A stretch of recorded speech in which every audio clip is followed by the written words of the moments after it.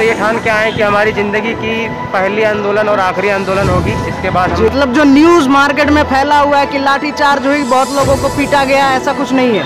नहीं। आप देख रहे हैं RSPN न्यूज़, स्पष्ट मंतव्य खरी बात।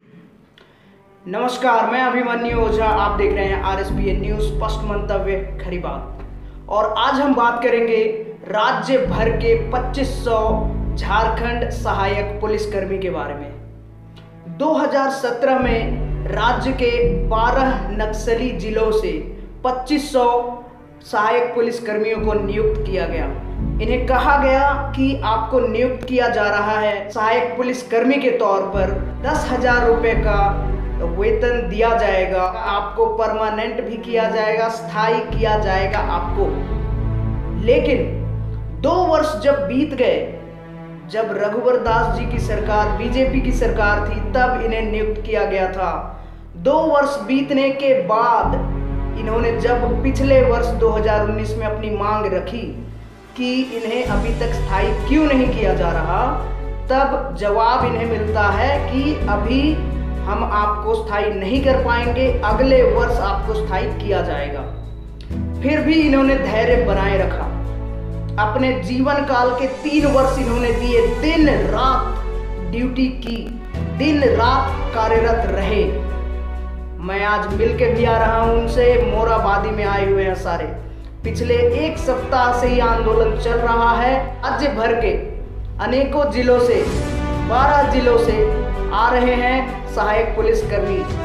पलामू से भी आ रहे हैं, वहाँ से भी वीडियो फुटेज आई है मेरे पास कि पलामू से भी आ रहे थे, फिर उनको रोका गया कुछ पदाधिकारियों द्वारा। उसके बाद फिर वहाँ से इन्हें मना किया गया कि मत जाओ, रुको। लेकिन ये आखिर जाके किस पर अटकेगा? कौन इसकी जिम्मेदारी लेगा? रघुवर दास जी लेंगे जिम्मेदारी या फिर हेमंत सरकार? कौन लेगा इसकी जिम्मेदारी? आखिर नियुक्ति तो हुई थी जब भाजपा की सरकार थी, नियम जो बनी थी उसके तहत DIG को इस पर फैसला लेना था।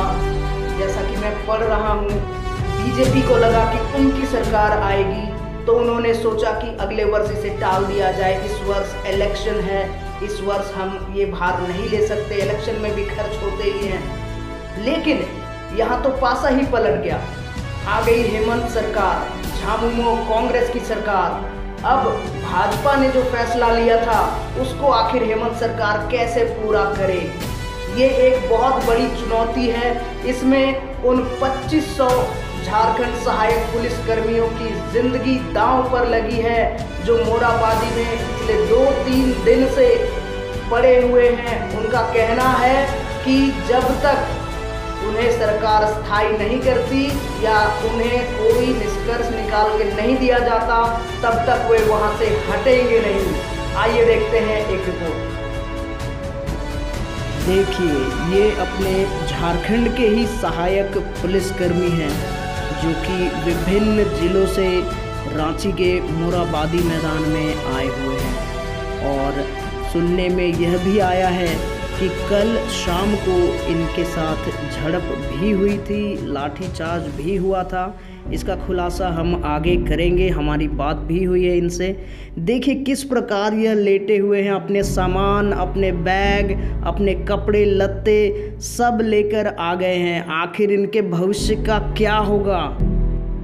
मैं अभी आया हुआ हूँ मोराबादी मैदान, आप देख सकते हैं मेरे पीछे इतने लोग हैं। सभी झारखंड सहायक पुलिस में नियुक्त हुए थे 3 साल पहले और इनको परमानेंट नहीं किया जा रहा, इनकी नौकरी चली गई है। यहाँ पर 2500 की संख्या में आए हुए हैं झारखंड सहायक पुलिसकर्मी। तो आइए बात करते हैं इनसे कि क्या समस्या है और कैसे ये समस्या उत्पन्न हुई है। हमारे साथ हैं अभी सुनील जी। सुनील जी बताएं क्या समस्या है? हम लोगों की नियुक्ति तत्कालीन सरकार रघुवर दास के द्वारा की गई थी 2017 में, मात्र 10,000 की संविदा राशि पर। तो 3 साल बीत जाने के बाद भी आज 3 साल हमारे अगस्त 2020 21 तारीख को पूरा हो गया है 3 साल जी। और पूरा होने के पश्चात हम लोगों ने 4 दिन तक काला बिल्ला लगा के विरोध किया, फिर अनिश्चितकालीन हड़ताल पर गए तो उस वक्त रघुवर दास जी की सरकार थी, है ना? जी। तो रघुवर दास जी ने अपना जो है वो वादा पूरा नहीं किया, अपने जो जवान दिया था उन्होंने उस पर अडिग नहीं रहे।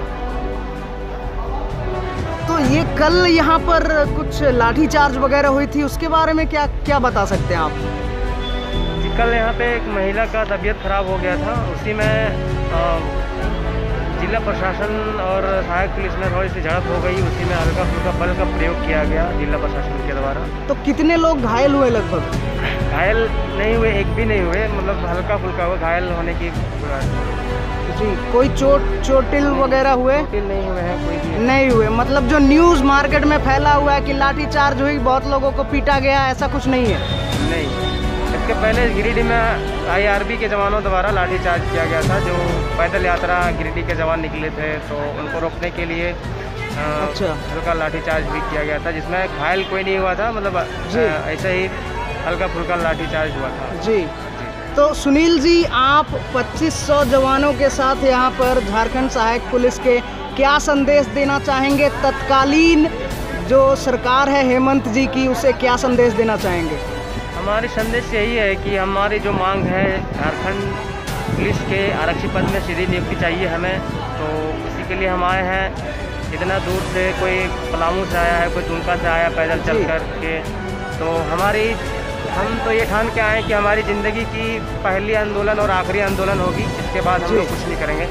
तो इसका साफ जाहिर है कि हम लोग का जो मांग है उसको लेने के बाद ही हम लोग यहाँ से हटेंगे, नहीं तो हम लोग यहाँ यहीं पे डटे हुए रहेंगे। और आपको मतलब अगर नौकरी नहीं परमानेंट होती है तो ये आपके 3 साल तो व्यर्थ हो गए, उसमें आप कुछ और भी तैयारी कर सकते थे सरकारी नियुक्ति की, जी, है ना? लेकिन अभी 3 साल व्यर्थ हो जाने के बाद हमारे यहाँ हमारा जो ड्यूटी था वो 24 घंटा लिया जा रहा था, जिससे हमारी पढ़ाई पूरी तरह से बाधित हो गई। 3 साल पूरा बर्बाद हो गए हमारे।